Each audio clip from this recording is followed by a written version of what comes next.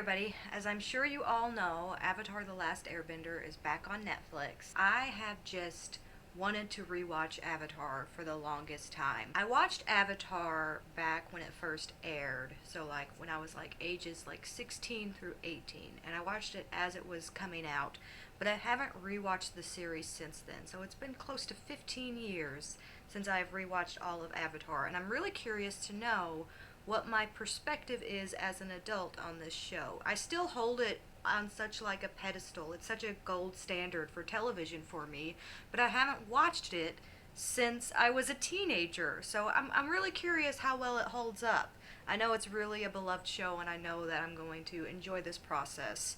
So what I'm going to do is in this first video, I'm going to rewatch all of season 1. And at the end of each episode, I will just check back in with you, talk a little bit about the episode, maybe mention my favorite part, and I'm kind of thinking about doing like a Zutara bait counter, because that just seems like it would be entertaining. But yeah, kind of just a fun experimental video, and it'll help get me motivated to get through this series again, because I've been so singularly focused on all of these projects that I'm doing, and now I've turned watching all of Avatar into a project. It's a brilliant plan.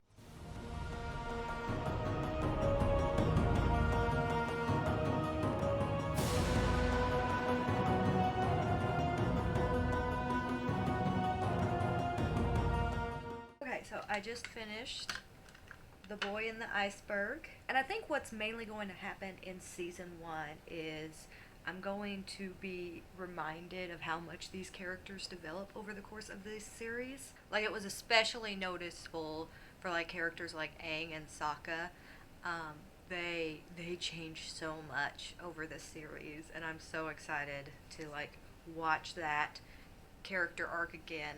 It is super exciting to me right out the gate, because season 1 I think is going to be a much slower paced season compared to season 2 and 3. Again, it's been so long since I've watched them all that I can't really remember, but I think that season 1 is basically just a foundational season, because they do all of the world building and kind of explaining a lot of the rules of the magic system, establishing all of the characters, and kind of getting all of the foundational pieces in place for seasons 2 and 3, which is when like all of those like, you know, mind-blowing moments that I remember so vividly from the series take place. My favorite part about this first episode is just the relationship between Aang and Katara. They are precious, and I just really enjoyed their scenes together. Particularly, Why Are You Smiling at Me Like That? It's lovely, absolutely adorable. And also, I've always really loved the line, I haven't done this since I was a kid, and Aang's just like, you still are a kid, and I adore that, because it really shows their different time periods that they come from, where Aang still views that age group as a kid, whereas Katara grew up in a world that is, you know, war-torn, and people have been forced to grow up much faster, and you can see that again with Sokka training the little kids, and trying to get them prepared for what they're going to have to deal with in the future, even though they don't really understand any of it. So it's really interesting to see all of these characters at the very beginning be such different characters than I remember them being, and I am super excited about those story arcs, and I'm super excited about what's coming next, because we start to get our first real conflict when Zuko comes in, and that's going to be so much fun.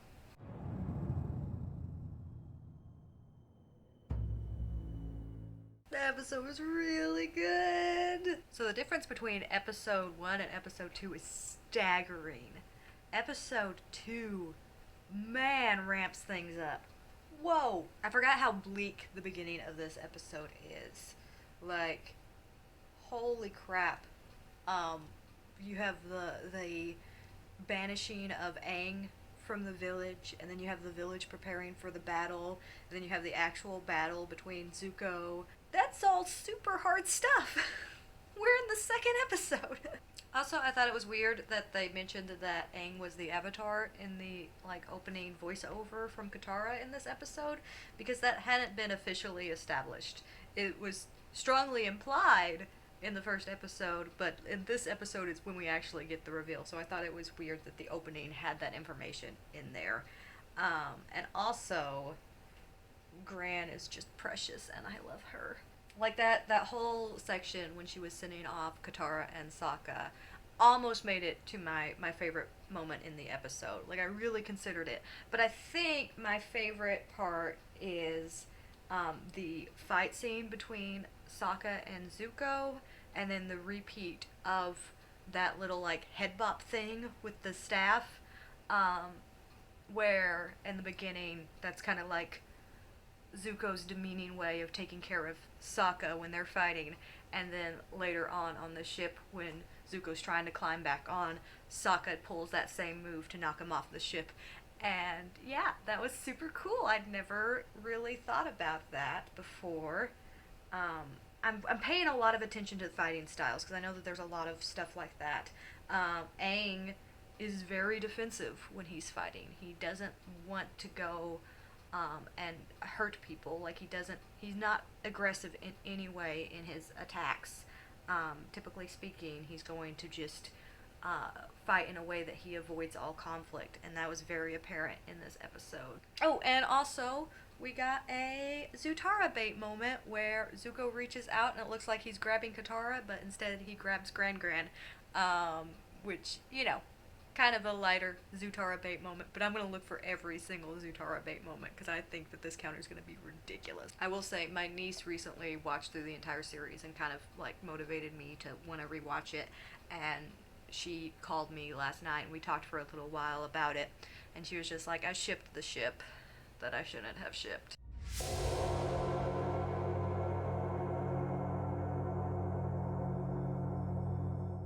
Alright, I just finished the Southern Air Temple, and holy crap, the show's so freaking good. I love backstory foreshadowing and lore building, and this episode has it in spades. It's great. It's great. This show's great. Katara at the beginning, I loved how careful she was with Aang. Again, it shows that she's understanding that they're coming from different worlds, and she's really, really trying to prepare Aang for what he's going to see and tries to protect him for as long as she can. And I love that they're being really aware of where all of these different characters are coming from and what they're dealing with. I mean, Aang returning home and getting his first dose of what the consequences of this war really are is such a powerful moment. And this is a kid's show, guys. This is some hard stuff to deal with. My favorite moment is the Zuko Zhao fight scene. I kind of predicted that once I remembered that this was the first episode with Commander Zhao, and that's when that fight scene took place. Everything about that fight scene is masterful. The fight scenes in this show are so good. I forgot how good they are.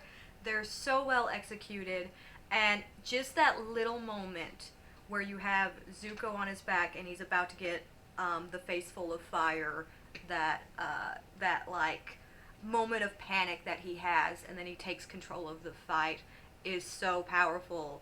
And I was so excited to see that bit. I was just like, oh, I know what that means. I understand all of the context, and it's brilliant. But yeah, I'm super enjoying this rewatch. I like the amount of stuff that I'm finding in season 1 that I know is specifically there to pay off stuff later is really exciting. Like, this show is so well constructed, and I like how well planned out it is as far as setting up all of these dominoes that are gonna fall later. And I'm just excited. I'm excited to continue. I'm gonna keep going on this binge and go right to the next episode. I can't not.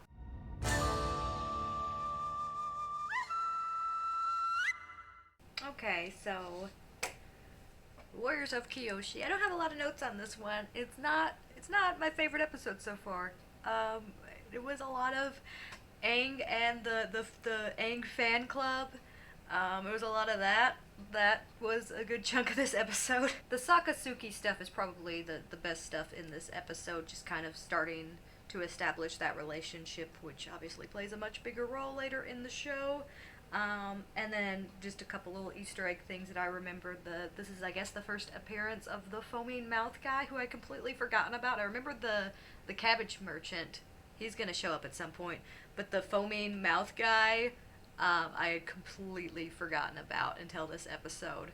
And it's also the episode that features like the guy in the background having apparently some kind of tryst with a pole, and gets very upset. There's a meme about it. I'll post it. But yeah, this episode plays a little bit with gender roles and kind of has some interesting themes going on, but it doesn't do a huge amount in it.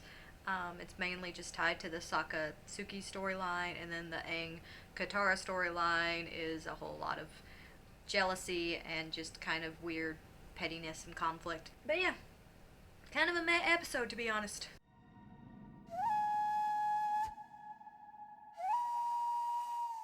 Okay, I just got done watching The King of OMASHU.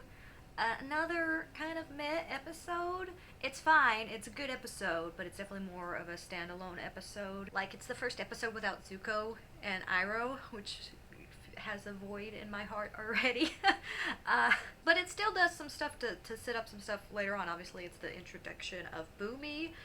More importantly, it's the introduction of the Cabbage Merchant, perhaps the most important character in Avatar: The Last Airbender. And you have that lovely bit at the end where he's talking about you have to face off against the Fire Lord. This is your destiny. And it kind of continues to set up that end goal in mind for this entire story being told. I did like that they decided to conceal that Aang was the Avatar at the beginning of the episode. It kind of shows that they learned from what happened in KYOSHI, that maybe he shouldn't just go and like reveal his identity to everybody, because there are repercussions for that. And I don't really know, like, I mean, is my favorite part just that we get the cabbage merchant in this episode? Is that my favorite part? Like, I'm trying to think if there's a specific part that I'm just like, yeah, that's my standout moment, and I don't really know if I have one. Yeah, we spent a lot of time going down slides. We spent a lot of time doing silly challenges. I like Flopsy. Flopsy's cute. I don't know, it doesn't feel like it gets a lot accomplished for the main story arc, and of course, like, that main story arc and the stuff that eventually develops is the stuff that I remember so vividly about this series, and the stuff I'm so excited to get to. So these episodes, they're fun, but they're kind of filler-like, with just subtle nods to, like, future events. Obviously, you have to establish all of these characters that come together at the end for the finale. So it's nice that we get this episode with Boomy, because when Boomy returns later, it's significant, but it's kind of just one of those episodes that isn't as fun to rewatch as I think a lot of the other episodes are going to be.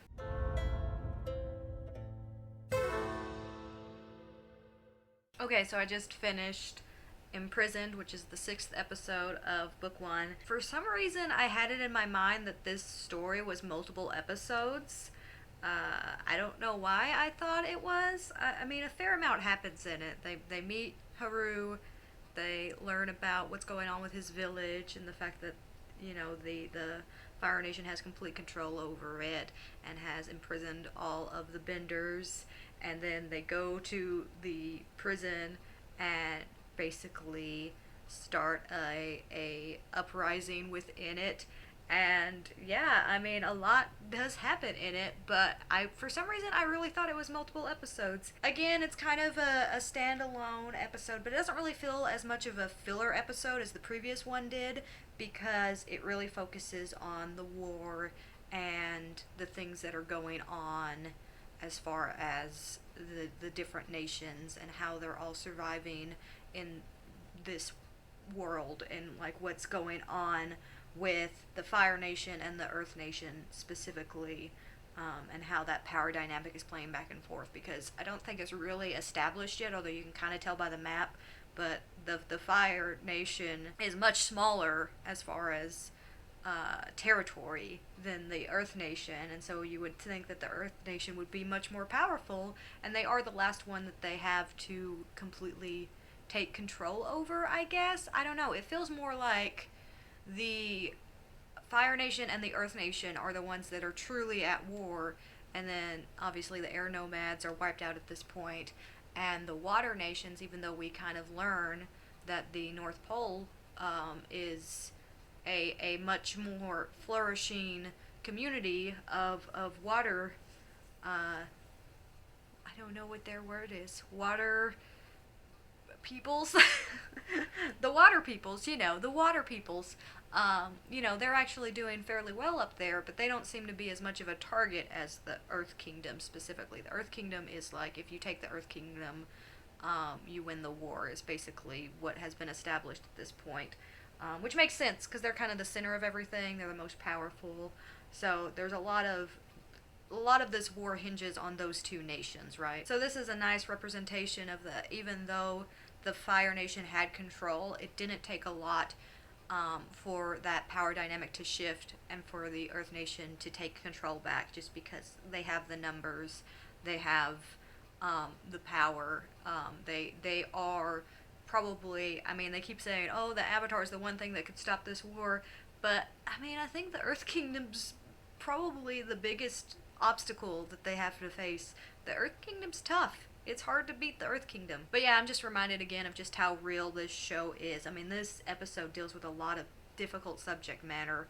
I especially, give props to the fact that Haru saved an old man, and then that old man turned around and betrayed him to the Fire Nation. And that's a real thing that can happen that you don't usually see represented in something that's meant for children, right? That's a really, hard truth for children to have to experience. And that honestly may be my favorite part of the episode. I think it is. I think the fact that they went ahead and took that risk of showing that, even if you help somebody, they may not show appreciation the way that you think that they would show appreciation, is a real hard truth. And it's cool that it's in this show that's meant for kids. So yeah, another Zutara bait moment at the end of the episode when Zuko finds Katara's necklace. I think that counts, so I'm gonna add another counter mark there. Also, I was just looking back over my notes, and I made a note that Katara straight up mentions that she's from the Water Tribe in her big rally speech in this episode that's in front of the warden. Wouldn't the warden be like, hey, maybe we should get her off of this ship because it's surrounded in water, and everything about this design is meant to keep earthbenders from bending, but she could probably still do some damage. I don't think that they would have just let her get away with that.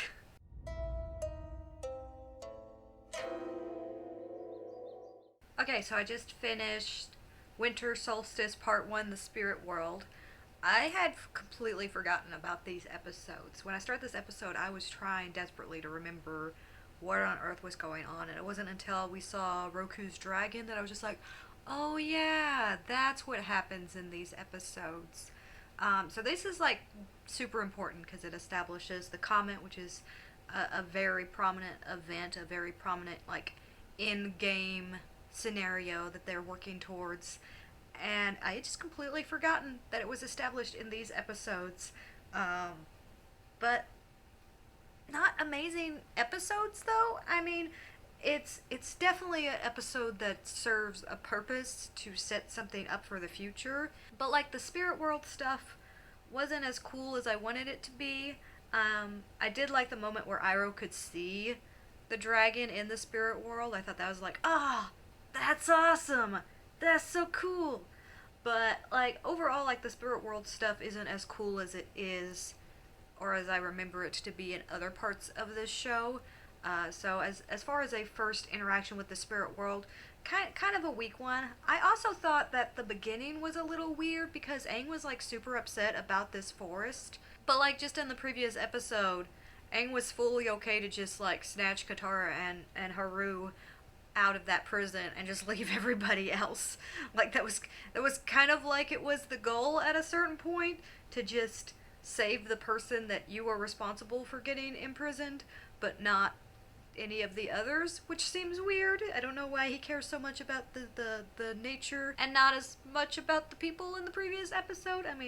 It's definitely Katara's episode previously, so maybe that's just an oversight that obviously Aang would want to save those people too, but it was weird to see him so emotionally distraught in this scenario, but not really seem to care at all in the previous episode. The Zuko Iroh stuff was really good. I liked the moment where Zuko actually makes the decision to go and save Iroh, and I love the fight scene that they share together at the end, and the, you know, you're clearly outnumbered, clearly outmatched line is an absolute classic. That was probably my favorite moment from this episode, was that particular fight scene. I keep picking fight scenes as my favorite moments from these episodes, which usually, like, I'm all about story and character development and like the action. I you know, appreciate good action, but it's not what I go to stuff for.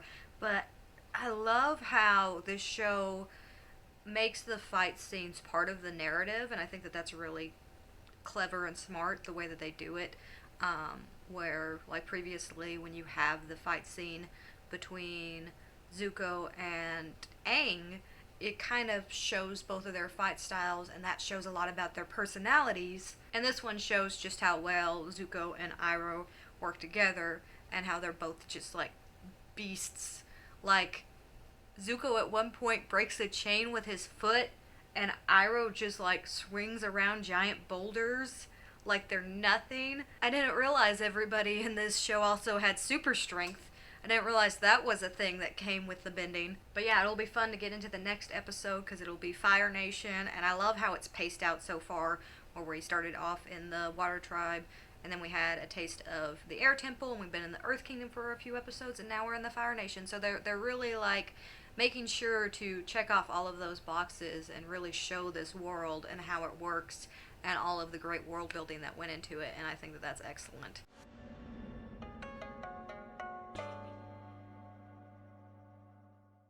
That was super cool. So I'm just writing on like scrap pieces of paper, and usually I can keep my notes down to one piece, but I filled up 2 pages for this episode because it's super good. So yeah, like all of the characters come together in this episode. That's the first time we've really experienced that, but like all of the major players are in one spot, and that was super exciting. I didn't really remember this at all. You know, as I was watching it, obviously it kind of came back to me, but I forgot that this happened. There's some question marks that I have. I thought it was interesting that like the crew on Zuko's ship was willing to run the blockade, which I guess shows that they are loyal to Zuko over being loyal to the Fire Lord, which is not something I really thought about too much. I know that there's an episode at some point, I think it's in the first season, where Iroh's talking to the crew about Zuko's past, but we don't really, outside of that, really think about the crew on that ship and why they're in that position. But it could very well be because they're loyal to Zuko specifically, which I think is really interesting to consider, because, I mean, I don't think the Fire Lord would have ordered people to go with Zuko. I mean, the whole idea of banishing Zuko was to just not have to deal with him anymore, so to commit soldiers to stay with Zuko and travel with Zuko seems weird when you're in a war. It seems like something that you wouldn't do. So maybe those soldiers chose to go with him. Maybe all of them are banished. I don't know, like, it's just for some reason I started thinking about that in this episode. This also establishes Team Avatar's tendencies to come up with a plan, and then the plan to like completely not work at all.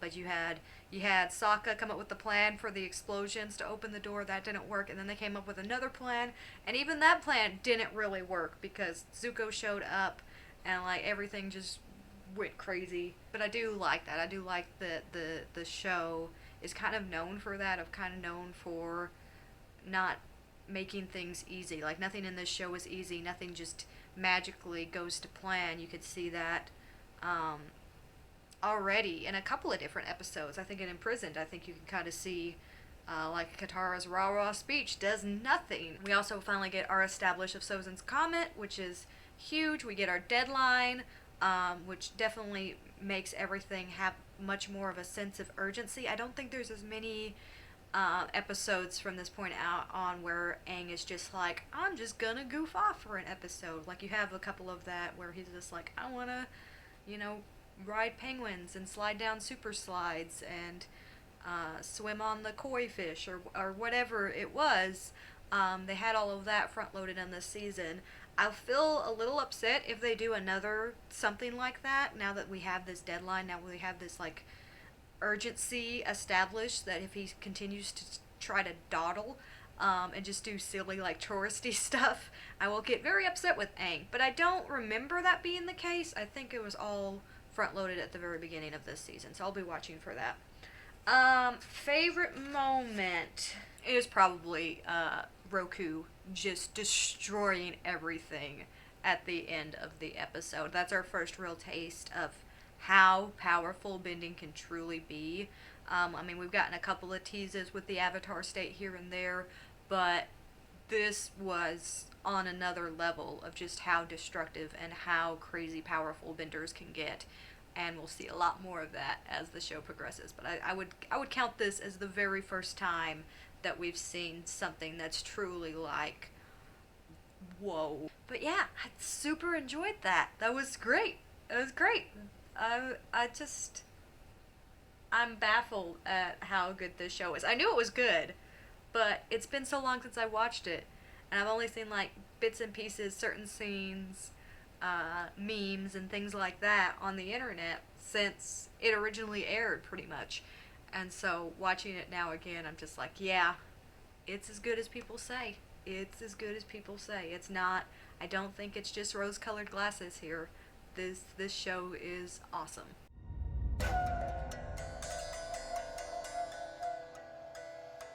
Not Katara's best episode. Alright, I just finished the water bending scroll. Katara is like one of my favorite characters, or at least she was when I originally watched the show. Like, she's up there. And I'm interested to see how I feel about her this watch through, because I think a lot of people don't really like her as much as I liked her. But yeah, this episode was a little rough for Katara. She apologizes at the end for flipping out, and you can kind of understand why she might flip out. Like, I've definitely been in that situation where I try to do something and work my butt off and just can't seem to get anywhere close to what I want it to be, and then somebody else just comes along and does it so easily.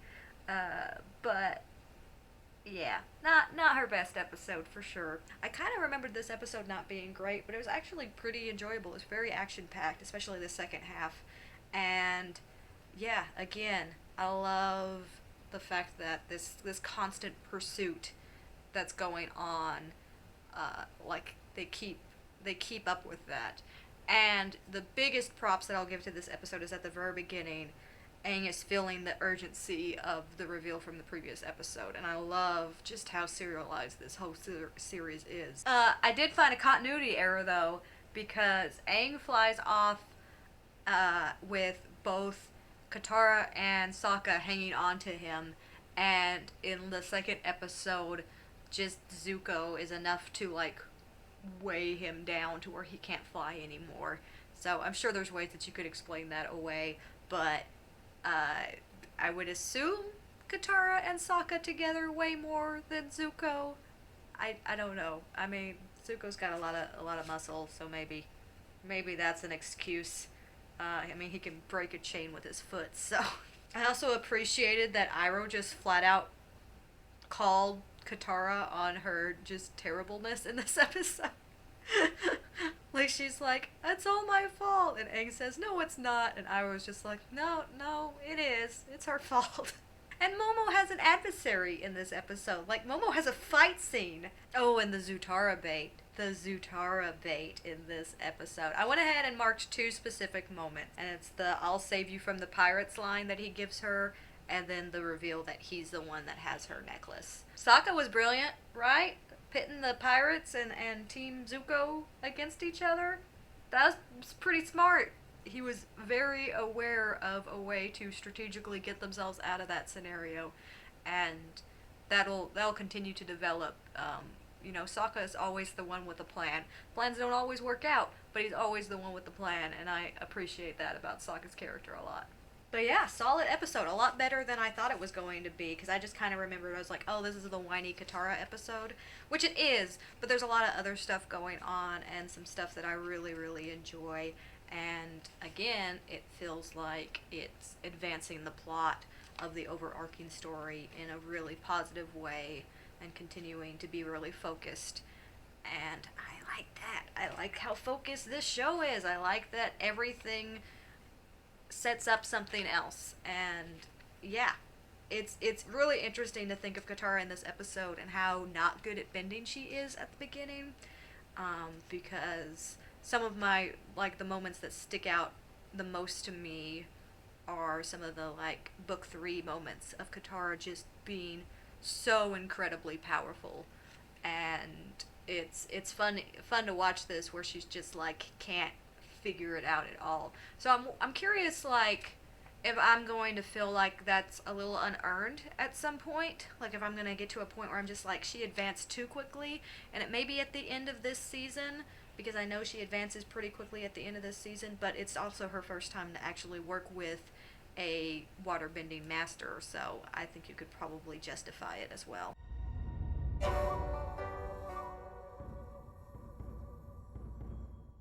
There, you've made your cameo. Are you satisfied? So I just finished Jet, which was an episode that I was definitely looking forward to. Yeah, it's a pretty darn intense episode. Again, dealing with just how messed up this world is right now and how war torn it is always an interesting thing to explore in a children's program. And I think it's done in such a, like, careful way, to where you can feel the impact as an adult, but maybe as a kid it doesn't register as much. I don't know. Like, I feel like even as a kid you would kind of get like how high the stakes are here, and I don't necessarily think that that's a bad thing. I think it's good to have this kind of storyline be available for children. Like, I think that there's some real issues that children are able to process that we don't give them credit for being able to process. This episode deals with a lot of stuff. I can't remember how many of the freedom fighters we see again, but I loved all of them. It's funny how little they are actually in the episode, yet each of them feels like a really fleshed out character, and I love stuff like that. I mean, a lot of those characters just get a couple of lines each, but each one of them felt unique and carefully crafted. And I love that much detail on a few bit players in this one episode. I think we see most of them again. I think we see, like, all of the main ones again, if I remember correctly. But, yeah, like, in this episode, what is it, like 6 or 7 characters that you're introduced to? And most of them are fairly minor. I mean, it's mostly focused on Jet, but they all feel like well-crafted characters, and I love that. Aang seems super out of character in this episode. One, he's not jealous at all, which seems like something that was overlooked. I think Aang would be super jealous in this scenario. But he's also, like, ridiculously childish in this episode. And if it had aired, like, a little bit earlier in the season, I could have understood it. But I feel like at this point, he already needs to show, like, big leaps in maturity based on what's happened so far with the reveal of Sozin's comet and all of the destruction that he's seen. But he's, like, really, like, goofy and fun-loving and carefree for, like, the first half of this episode. And it's just weird. It's just a weird choice. I wasn't a big fan of that. This is obviously an episode that focuses a lot on Sokka and kind of Sokka's beginning stages toward becoming the leader. I mean, he even talks about how he's the leader because he's the oldest. But that actually really starts to form later on, where he's the leader, he's the strategist, he's the one who actually gets all of the jobs done, kind of deal. And so we're starting to plant those seeds. And I really, really liked Sokka in this episode. I really liked how he dealt with the conflict. You know, when you're faced up against someone like Jet, who is the master of gaslighting, and be able to see through that and work it out, as well as Sokka did, and really understand what's going on. That shows a level of intuition or instinct, if you will, because that's the word that they used. That's really important in leadership, and I can't wait to see him continue to grow in that role. It's also interesting that you have another old man scenario, right? But this time, working with the old man actually saved people's lives at the end of the episode, whereas previously in Imprisoned, working with the old man, like trying to save him, led to betrayal. So again, it kind of shows that people make choices and there are different outcomes to every situation, and I like that it has all of those branching paths. And I just think in general Jet is a really interesting character. I like that they have a character in this story that has that kind of philosophy, because that's a very hard philosophy to understand, but you can kind of still rationalize it because of the circumstances of his past and his emotional state based on everything that's happened to him and to a bunch of people that he's recruited, right? I mean, everybody he's recruited has been specifically hurt by the Fire Nation, and that's a real passion for him, is that he is willing to take the Fire Nation out at any cost, and that leads to corruption in a whole nother layer, and it's all really complex and it's really well done. I think my favorite part of this episode is just like Jet and the freedom fighters in general. Like, I think a lot of what they are in this world, what they stand for, and kind of the diversity of what people have to deal with when it comes to war, and the way to rationalize terrible acts happens when you're in a war situation. I think all of that's really interesting, and I can't pick a single moment that's my favorite. I kind of love it all. I love it all. I love everything to do with the freedom fighters.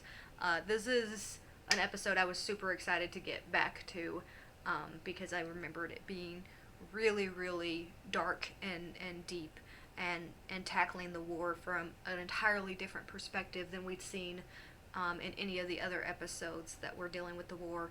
And it's a harsh reality of the different side effects of war and how it can set people on life paths that are really self-destructive and dangerous. And yeah, it's a really good episode. I was really pleased with this one. Other than the Aang thing. Like, the Aang thing bothered me. I didn't think Aang was very well handled in this episode.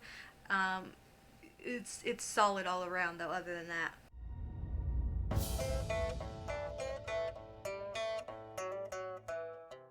This episode is not the best. I think this is actually one of the most hated episodes in Avatar, if I remember correctly. I think the biggest problem, though, is it doesn't do anything for the series arc. It is completely an isolated episode. I don't know, do any of these characters return? I don't remember if they do or not.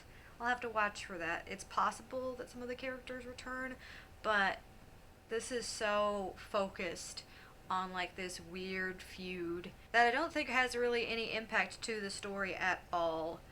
And it's not a great episode. It's just a lot of bickering. Yeah. Not a huge fan of this one. A couple of notes I had. They're just freely giving out Aang's identity again at the beginning of this episode. Katara's just like, this is the Avatar. And I'm just like, haven't we learned this lesson yet? I thought y'all had learned this. And now y'all are backpedaling and just telling everybody you're the Avatar again. Which is dangerous. Don't do that. I did like that Katara used the water whip in this episode. That was nice. That was nice continuity. It's just not a great episode. It's just not that good. My favorite part, though, is without a doubt when they're both camping out, when both groups are camping out, and Katara's just like, oh, I don't know if I should eat this food. Oh, well, if everybody's doing, I guess it's alright. And, has like that internal struggle of trying to figure out whether she should or shouldn't. And then it cuts to Sokka, and he's asked if he would like some meat, and he's just like, would I? That's the best part of this episode, is just a throwaway Sokka joke. But, yeah, it's not a good episode. It's really just not a good episode. It's not important. That's the thing. You can skip it. And the show feels like so many of the episodes are important or play a role in later episodes.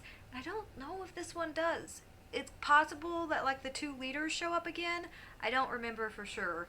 That would be the only thing that would make this maybe have a purpose in the series arc. They could possibly show up again, but I don't remember them doing it. And even if they do, I'm not sure if it's really significant enough to make it worth sitting through this episode of just whiny bickering.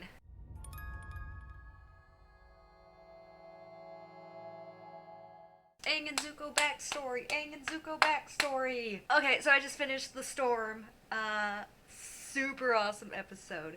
God, the amount of emotional weight that this one episode carries is baffling. So the like beginning dream sequence and the wrestling with the guilt and consequences and everything that Aang is wrestling with in this episode is just, it's so important, right? And like it's like the opposite of Jet, where I was so upset with Aang. This episode makes me realize just how much Aang is emotionally removing himself from some of his history, and then it kind of just piled up, and he had this moment of just complete mental collapse where he had to flee, and then Katara had to track him down. But yeah, this episode really felt like it was kind of a breaking point for Aang, where he'd been bottling up all of these emotions, and he just couldn't take it anymore. And especially when he has that very angry episode in front of Katara, it's kind of a foreshadowing to something that happens with Aang repeatedly throughout the series. Is he gets very angry and gets to a point where he'll almost kind of abuse his powers or go into the Avatar state because he's so emotional in those moments. This is the episode that I was talking about earlier where the crew is a little bit more fleshed out when it comes to Zuko's ship.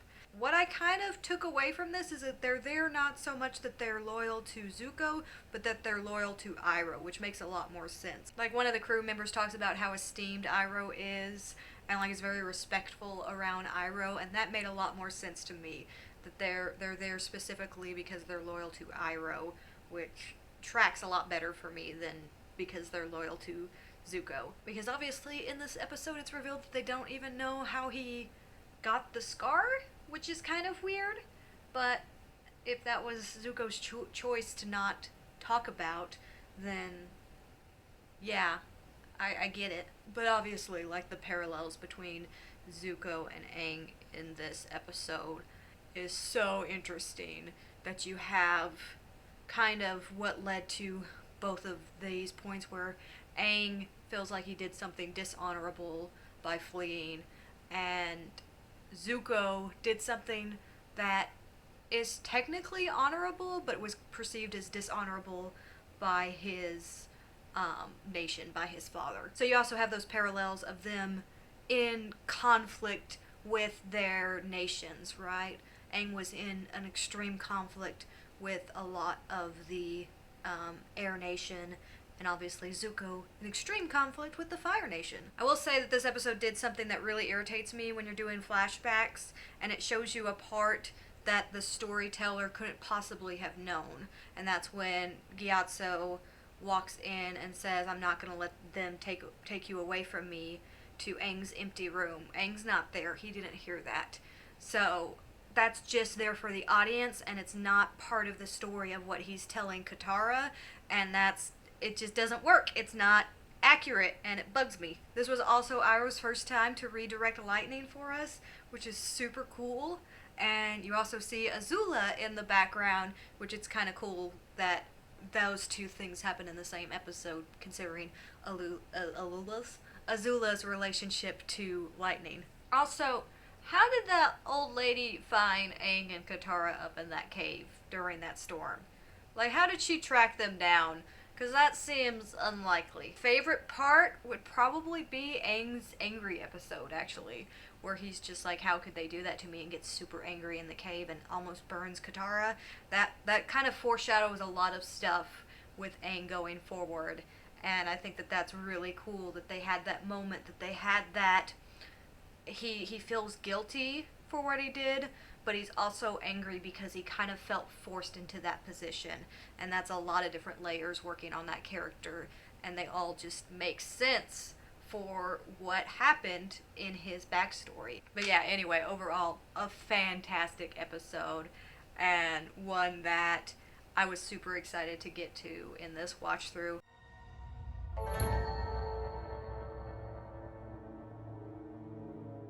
Okay, so I just finished The Blue Spirit, another fantastic episode. So, like, in the beginning, Zhao was talking to another commander, and I love what the other commander says about hunting the Avatar being a vanity project, because it kind of, like, is the same thing that I was thinking of, like, at this point, wouldn't you consider the Earth Nation still the biggest threat, not the Avatar?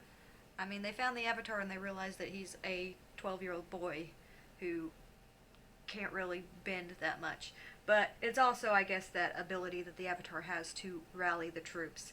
But it is a vanity project for him, for sure. Zhao, like, in the scene later on in the episode, gives the big speech and then wants the transcript sent to the Fire Lord. Like, he wants it for the trophy that it is. He wants to take out Aang for that specific reason. Or not even take out Aang, capture Aang, which is weird, because in, I think Avatar Roku, he, like, definitely, like, has a trap set up that would presumably kill Aang. So, like, the fact that he's not about killing Aang in this episode, which I think is the smarter choice for the Fire Nation to capture the Avatar rather than dealing with the a new Avatar being born, which I think, I mean, it would still be well after Sozin's comet comes that they would have to deal with a new Avatar anyway, so maybe it's not the smart choice. But yeah, this is another episode that really focuses on Zuko and Aang and comes directly off of the storm. The Blue Spirit, I think, is a little underutilized. I feel like the Blue Spirit could have been made an appearance in a couple of more episodes. I think it's, like, forgotten for a while and then comes again in book 3, maybe? I don't remember when it comes up again. But it's just, like, sporadic how often Zuko decides to wear that mantle. But I love it because it highlights just how good of a fighter Zuko is without the bending. I mean, he's like a master swordsman, which is pretty cool for somebody who is a bender to see the value in ways of combat that don't involve bending. A couple of small details that I noticed in this one. I like that Aang breaks off the spearhead. Partially maybe because the staff without the spearhead is a little bit more balanced and helps him with airbending, but also because I think the spearhead represents something that is lethal and he doesn't use lethal weapons, so breaking off that spearhead makes it a safer weapon to use in combat.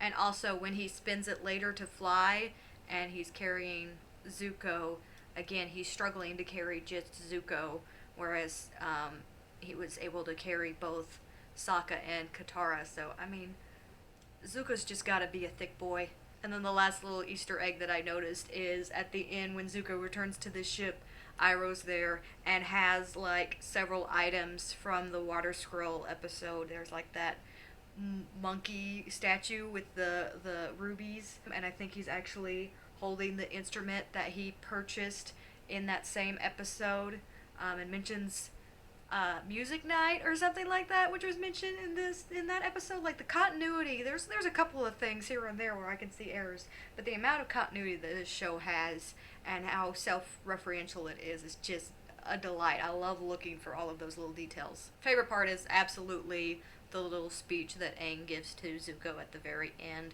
It's just one of the most powerful things that sets up so much for that relationship in the future, and it is definitely one of the most interesting relationships going forward, is the relationship between Aang and Zuko, and the fact that, like, this early on they're already starting to see each other as equals and as potential allies slash friends slash whatever.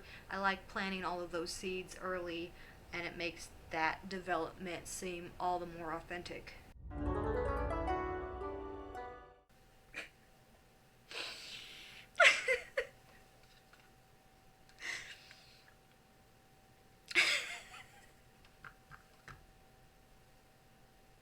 Well, needless to say, I forgot about the joke at the end of this episode. Okay, so I just got done watching The Fortune Teller. Again, kind of an isolated episode, more to foreshadow, I guess, Aang and Katara's relationship and how that's developing. Props to Aang for just being ready to say how he feels. Unfortunately, Katara's not paying attention, but I mean, he owns up and just tells her that he likes her more than normal. There's not a lot that I have to say about this episode. I think it's just okay. The very last word, the floozy that Meng says at the very end, tickled me to no end. But like overall, it's just kind of a weird like relationship focused episode. I really liked the prediction that the fortune teller did about, you know, the impending war and the great battle between good and evil, and Aang's just like, yeah, but what's going on with my love life? Because, you know, that's the important stuff. And I love the fortune teller in general. Like, she's just a great character of just being so sick of what she's doing almost.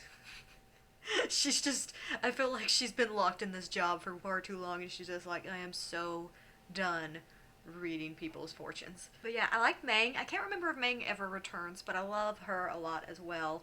And I thought it was weird that at the beginning of the episode, Sokka makes a comment about like Aang being in love with Katara, but then later on in the same episode, he thinks that Aang has feelings for Meng. Like, I'm not really sure where that switch happened in Sokka's mind, because it should be obvious if they're all traveling together what Aang's feelings are. Also, Aang flies with Sokka with no problem. I don't know why I've latched on to this weird, like, how much weight Aang can carry while flying problem. It's something that, for some reason, anytime I see it now, I have to, like, analyze it and be like, okay, he can fly with just Sokka, and he can fly with Sokka and Katara with some struggle, but Zuko is too much for him to handle. The Fortune Teller is just kind of a cute, fun episode. Doesn't do a huge amount to advance the plot, the main series plot, but it is still a lot of fun. But yeah, props to Aang for his bending mojo at the end, because it was impressive. Oddly enough, an episode called The Fortune Teller doesn't have a crazy amount of foreshadowing in it. I kind of expected this episode to have more foreshadowing than it does for, like, specifics, but it really doesn't. I mean, it just says that Katara's gonna marry a powerful bender, and then something about her dying after her third great-grandchild is born, and that, you know, everything else is stuff that we already know, like the fact that Aang's gonna have to fight in a big war. Yeah, so I kind of figured there'd be more foreshadowing in this episode, but it really is just like a isolated, standalone, kind of fun, silly episode. I'm not mad at it, but it's not been one of my favorites.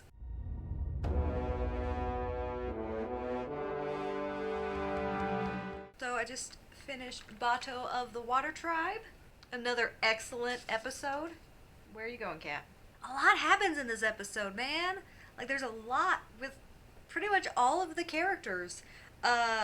Sokka, like, his whole following the trail and everything at the beginning and locating the boat, and then him doing the, I can't even remember what they called it, but the, like, ice dodging thing with the rocks, and then he comes up with the plan, like, right away at the end to use the perfume. Like, just straight up excellent Sokka episode.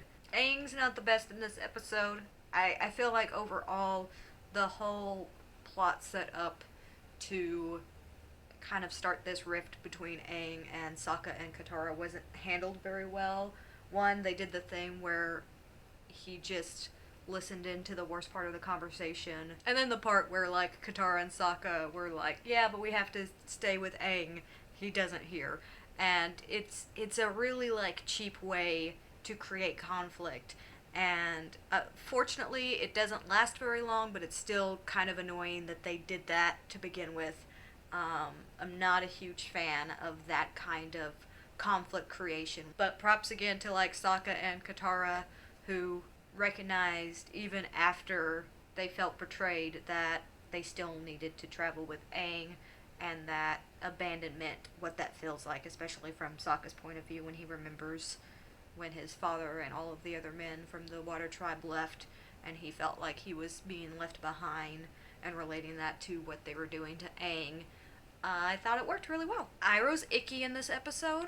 I don't like Iroh in this episode, which doesn't happen very often, but Iroh's super icky, and I don't like it. Though I do kind of ship Iroh with the fortune teller. Just gonna throw that out there. Don't know if that's a ship that exists, but it exists in my mind now. Speaking of ships, my Zutara bait counter went up by 3 whole points in this episode. You have June saying, oh, when your girlfriend run off, and then when they actually find her, she says, oh, well, now I can see why she left you. She's far too pretty for you.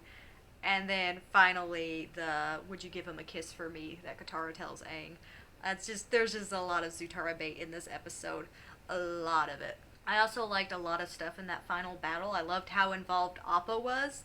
Like, seeing Appa fight is really, really cool, because Appa is a terrifying thing to come up against. There was also a lot of stuff in that fight scene between Zuko and Aang. Again, those parallels where there was a lot of symmetry in the way that they fought each other. Of course, there was like the big explosion where they both knocked back, but then on the rooftop when Aang wakes up and Zuko is charging at him with like fire, then the tables turn a little bit, and you have that exact same shot of Aang coming after Zuko with like the exact same stance, but he's obviously bending air instead of fire.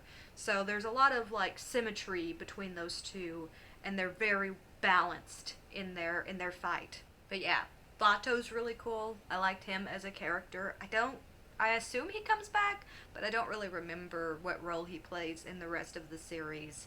But he just looks like a giant. Like, Sokka is supposed to be like 16 here, right? Boy, is he just tiny next to Bato. But yeah, my favorite part was probably like the symmetry stuff that they did with Zuko and Aang. I just thought that was a really neat touch, that they had that balance. They keep playing up on those things that they did in Storm and the Blue Spirit. That those two are kind of like so intertwined, they can't escape it.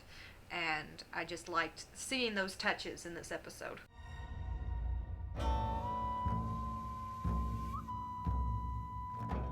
Okay, I just finished The Deserter.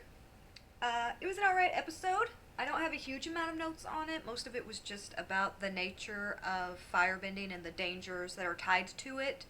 I really wish I had the episode towards the end of book 3 where Aang and Zuko go and learn about the true nature of firebending. I really wish I had that episode more fresh on my memory to compare it to kind of the philosophy that Zhang Zhang has about firebending in this episode, because I think that would be a cool thing to like compare and contrast. But I don't remember that episode well enough to actually use it as a talking point. But yeah, it's interesting to get a perspective from a firebending master who doesn't like firebending, and like understands how dangerous it is, and kind of rejects this idea of teaching it or learning anything about it because of its destructive properties. And in a way, I get it, but in another way, wouldn't he be the perfect person to train the Avatar then? If you want to change the way people perceive firebending? I don't know. Like, I love the Roku scene that's in this episode. It is my favorite moment of this episode, where he's just like, you will train the Avatar. And yeah, Zhang Zhang's just like, yep, I will. You're correct, sir. But I feel like, yeah, this is like the perfect person to train the Avatar how to firebend. And he doesn't want to do it. And he may come back at the end of the series. I really don't remember how many of these characters come back at the end of the series. but I don't remember seeing him again. It's very possible that he's in like Iroh's crew. It's interesting to see a firebender who hates firebending so much. Like, he kind of talks a little bit with Katara after she heals herself about how much he wishes that he was a waterbender instead, because waterbending is life-giving. And he compares this idea of fire is all-consuming, right? It's something that doesn't need to be bent in order to be destructive. And I think there's a lot of really interesting stuff going on with Zhang Zhang, and like his philosophy when it comes to firebending. We also reestablish this idea of firebending coming from the breath, and that's something that Iroh says in one of the first episodes. And yeah, I like that they stayed focused on that, and that a lot of the training was about control and not about actual like creating flames. It was all about control and precision, and that is, I think, a key difference in a lot of different firebenders that you see, that some of them are all about control and precision, and some of them are just about pure destructive power, which is obviously what you get with Zhao at the end of this episode. But yeah, a lot of interesting like philosophical stuff that has to do with the different types of bending in this episode, but unfortunately I don't remember enough about what comes after this to be able to like think about the full picture of what firebending actually is, because I know there's that really significant episode at the end of the series that really opens up this idea of firebending not being this purely destructive force.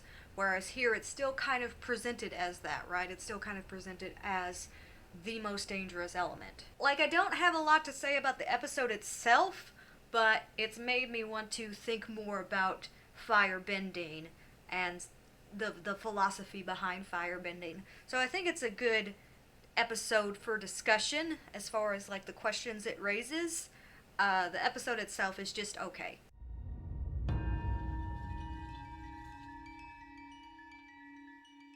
So I just finished the Northern Air Temple, which again kind of feels like a little bit of a standalone episode, even though it plants some seeds and establishes some characters that are going to return later.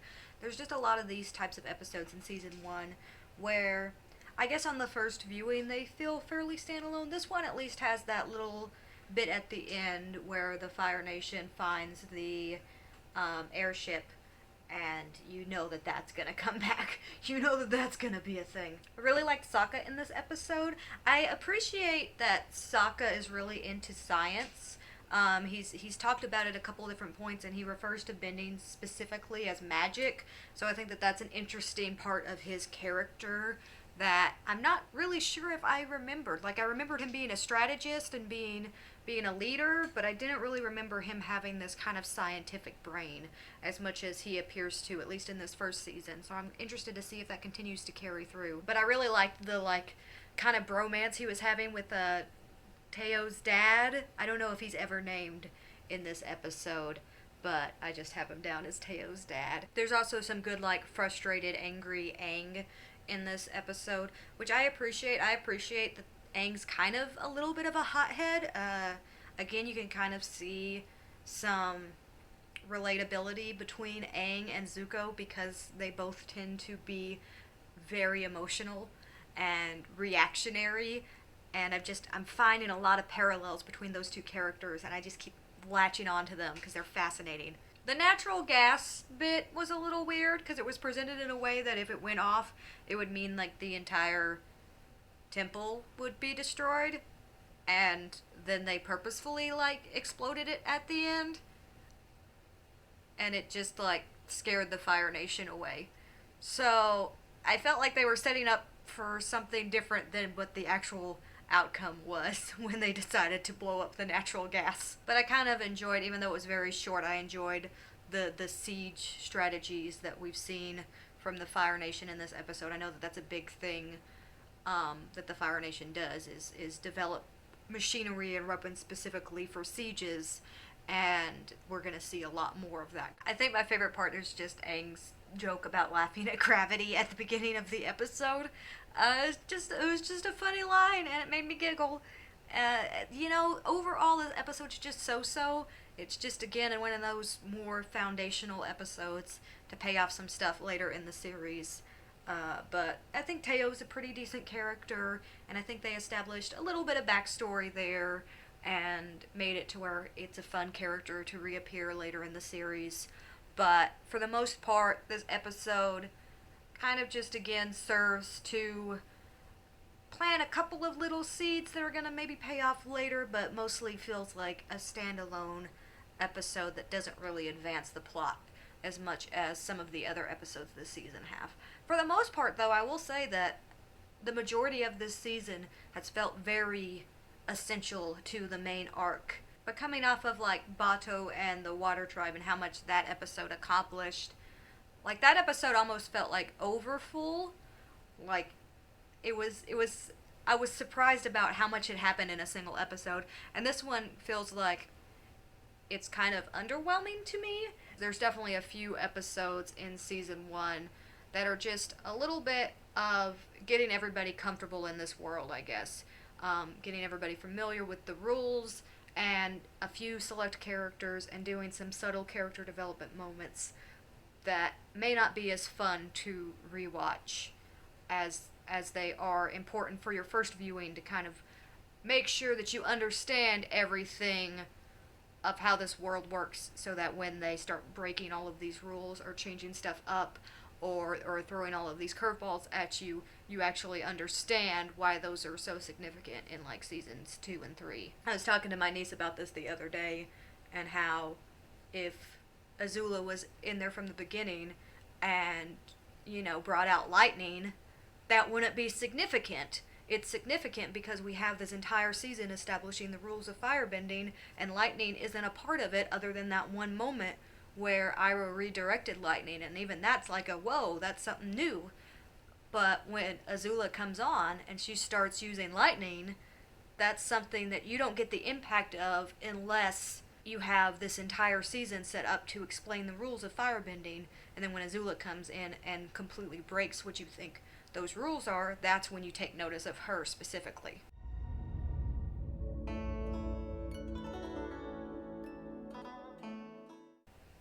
Okay, we only got 2 episodes left. I can do this. Waterbending Master, super jazzed about this episode.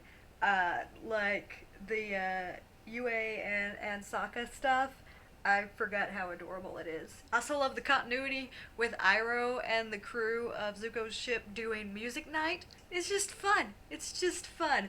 Iroh seems like he would run a fun ship. We also have Zhao actually going on to the ship and taking over the crew, which I guess means that the crew are still loyal to the Fire Nation. I'm really confused on this crew, but apparently they're loyal to the Fire Nation and have been told to travel with Zuko and Iroh. I don't get it. This is another one of those episodes that plays a lot with gender roles, similar to the Warriors of Kyoshi. This is Katara trying to learn more about waterbending and eventually faces off against a master, which seems a little forced. It seems like she did way better in that fight than she probably should have at this point, considering what we know about her past waterbending abilities. But there's been a couple of times where she's been training in the background, and you know, there's been a passage of time, so you can kind of assume maybe she's just been really focused and committed to getting better, and that's led to her being like really great in this fight. Like obviously outmatched, and there's no doubt in my mind that Master Pakku is also pulling his punches quite a bit, but like she's pretty wrecked at the end of that fight. Like her hair's completely down, she's completely exhausted, she's put everything she has into that fight, and Pakku's like pretty calm during all of it. I think there's only one time where he's like super surprised by what she's done, and they like slow down and show his reaction. But yeah, it does seem like it might be a little bit of a leap in ability to be able to face a master like that and come out as unscathed as she was. But I think you can argue that it's just Pakku pulling his punches a lot there. But he also seems like the kind of person that wouldn't humor her as much as he did, and would just end it as fast as possible. So I think that was a little weird. I think they mostly did that scene to show a cool fight scene and not really did that scene because that's what the characters would have done in that scenario, because I think Master Paku would have just nipped that in the bud real fast and been on his way. I love the setup of stuff between Iroh and Zuko and their scheming and like infiltration of Zhao's ship. I think all of that's brilliant. I had forgotten all about that. I was really surprised when the pirates returned so fast. I was just like, what are they doing here? I completely forgot about all of that that led to Zuko getting to the Northern Water Tribe. Hi, Toothless, are you ruining my take? But yeah, there's a lot of like customs and culture talk in this episode, because the water tribe they're at has a lot of specific customs that are very archaic, even in this world standards, stuff like arranged marriage, stuff like women can't be warriors, and so it plays around a lot with that, and I'm not really sure why the Northern Water Tribe has these specific rules when the rest of the world is completely abandoned all of that, it seems. I mean, I like that it acknowledges that it's not a great system, because UA is obviously upset by it, and Gran left because of it, but it's just, I don't know, I feel like it's kind of a weird choice. It feels slightly out of place in this world, and I don't know why, but I feel like a lot of the other areas tend to be fairly equal, and every now and again you get one of these episodes that's really about gender roles and really about who can be fighters and who can't be. I will say, I feel like maybe the Fire Nation is the most progressive when it comes to equality between the genders, which is kind of scary when you think about it, because the Fire Nation are the bad guys. But you do have a lovely callback to the very first episode, the very first scene even, where Katara's super angry and like waving her arms and like water bending without realizing she's water bending when she's first yelling at Paku before they have their battle at the end of the episode. But yeah, favorite part is probably the music night. Just the fact that they kept that consistent, that Iroh does regular music nights on the ship. I just think it's precious, and I enjoyed that quite a bit, that they pulled that out and did that again.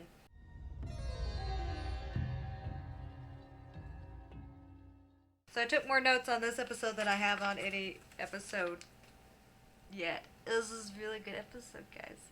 I love how the siege starts immediately. I don't like how the siege starts and then Yue's like, okay, Sokka, we have to have the talk. Because that seems like weird timing. But I do like the siege starts immediately. Okay, starting out, Katara advanced more quickly than any other student that Paku has had. I think from here on out, Katara's just one of the most confident benders on the show. And obviously she just gets better and better from here. The fight between her and Zuko, I've always loved the like yin and yang of that, with the sun and the moon, and then obviously you have the koi fish there even, that kind of work as a visual representation of that particular like power dynamic between water and fire. Obviously the koi fish are there to represent other things as well, but you can associate that with those two fighting, and this idea of Katara having the upper hand while the moon is up, and then Zuko having the upper hand when the sun is up, and how that push and pull works really well. They're fairly even, I think, as far as skill sets at that point. I think Zuko may still technically have a leg up, because you gotta also consider that Zuko's been through hell to get to that moment. Like the amount of time that they spend showing Zuko just swimming and getting beaten down and like having to recover and then get back into the water, and how he just doesn't stop. He's probably already really worn down and exhausted by the time he gets to that fight. So again, I feel like, just in the same way that you can say that Paku maybe went easy on Katara, you can also say that Zuko wasn't at his full strength. So even though I think that might be an argument that Katara advanced a little bit too quickly, you can kind of justify in that fight scene why they're so evenly matched, because of everything that Zuko had to go through to get to that fight. I'm not going to count any of that as a Zutara bait moment. Some other people might see it differently, but I think that's just straight up a fight scene. That's not Zutara bait. But yeah, the Sokka stuff I wasn't crazy about in this episode. It was mostly with Han and then just like the bickering back and forth. I did like that Han mispronounced everybody's name. He pronounced Sokka Soka, and he pronounced Zhao Chow or Cho or something like that. He's the worst. That's what he's designed to be. He's designed to be the worst, and he did a great job. But yeah, for the most part, the Sokka stuff wasn't my favorite this episode. I really, like, backpedaled hard on Sokka and Yue in this episode. I thought they were pretty cute the last episode. This episode, I just thought they were annoying. Especially the fact that, like, when the actual siege starts, it's just like, no, I can't do this. It's too confusing. And I'm just like, you are under siege, people. And what really bothers me is that there's a moment between Katara and Aang towards the end of this series where Aang tries to push for something romantic, and Katara's like, we are in the middle of a war. We do not need to be focusing on this stuff right now. And so it's like weird that Yue picks like fleeing from a possible siege attack to have this conversation with Sokka. It just is weirdly paced. I don't like the placement. Like if they had had that conversation right before they started seeing the ash, I think that would have made more sense. To have that conversation, Sokka's feeling down, and then siege. Aang in this episode is phenomenal. Everything from like his beginning focus issues to his sudden conviction once he knows that the siege is gonna happen, and that quote that he gives of, I wasn't there when my people were attacked, I'm gonna make a difference this time, is like so powerful. I love pretty much everything to do with Aang here. I love that he goes and he fights that first ship and he's feeling good, he's feeling like he's making a difference, and then he sees the entire fleet, and then when he gets back at the end of the day and says he took out 12, but it's not enough, he can't do it, it's not gonna make the difference, and it's just really good stuff. Like the pressure that Aang is feeling right now is so overwhelming, and man, it's so good. It's so good. And don't get me started on the Iroh Zuko scene before Zuko leaves the ship. I mean, God, that moment is so. I can't even with those two. They're so precious.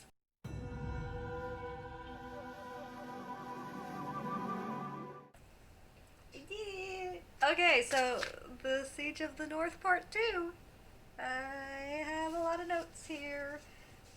Most of them are just like single words with like 8 exclamation points. So like right off the bat at the beginning, when Momo is all sad and they leave him behind to like wait for Aang, I'm just like, oh man, Momo. And can we just talk about the spirit world here? This is such a better spirit world than in the was it the first part of the winter solstice? Oh my god, this is such a cool like place to visit. And when I realized that Ko was in this episode, I lost my mind a little bit. That section is so cool. It's so like genuinely creepy, and it's just like, ugh, and I love it to bits. I don't like, how do kids react to that? Are kids freaked out by that? I feel like there's a lot of kids that were probably freaked out by that.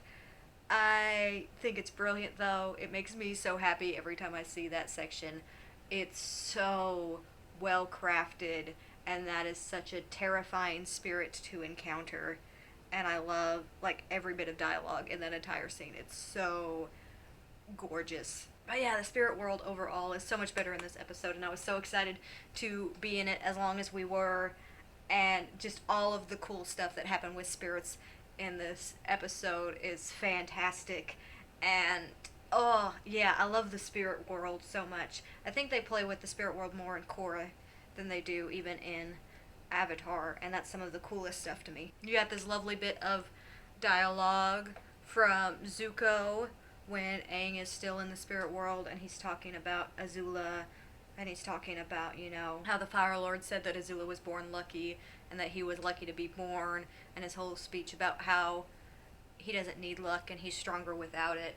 And I just think that that's like, I don't know, there's part of me that reads into that scene that it's almost like a confessional that Zuko's confessing about his past to Aang, that he's confiding in Aang, and I'm really digging that relationship. I don't remember, like, I know when I was like 16 or 17, I was so focused on Zuko and Katara, because that was just like the shippiest ship to ship, that I missed out on a lot of the like stuff that's focused specifically on Zuko and Aang. And this time through, the Zuko and Aang stuff seems so significant, seems so important, that I'm picking up on it left and right, and I love it. All the little touches has been fantastic. And Aang decides to save Zuko, which is super awesome. He doesn't want Zuko to die.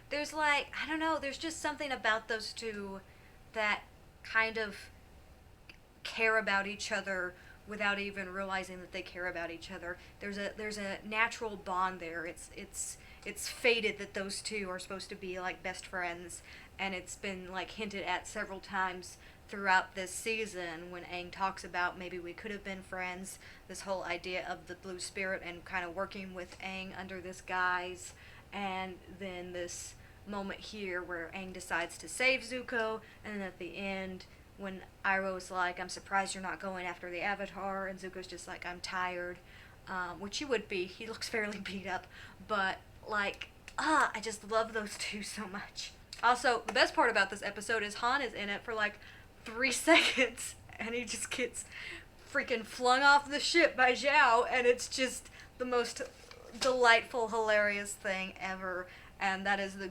perfect conclusion to that character's story. I caught the bit of foreshadowing for the underground library, the library that the giant owl protects, because Zhao was talking about that's where he learned about the spirits, and I think that's actually referenced in that episode, if I remember correctly, that the owl mentions that it doesn't let anybody come in anymore because of what Zhao did. I also love all of Iroh's connections to the spirit world, and just how trustworthy he is. Like, he is just hanging out with Katara, Sokka, and Yue for like a big chunk of time, and nobody raises a fuss at all that he's Fire Nation. He's such a trustworthy person that they're all just like, yep, we're just hanging out with Iroh, it's fine. And then that whole build up towards the moon spirit actually getting destroyed by Zhao, where Iroh comes in and is threatening Zhao, and all of this pressure is being put on protecting this moon spirit, and Zhao just loses his mind and kills it. And the aftermath of that, Aang just like going full Avatar state, and then the ocean spirit being like right there with him and like merging into him, and them uniting and fighting off all of the attacking Fire Nation is just so beautiful, and like such a powerful moment, right? Because of this idea of the Avatar being the bridge to the spirit world.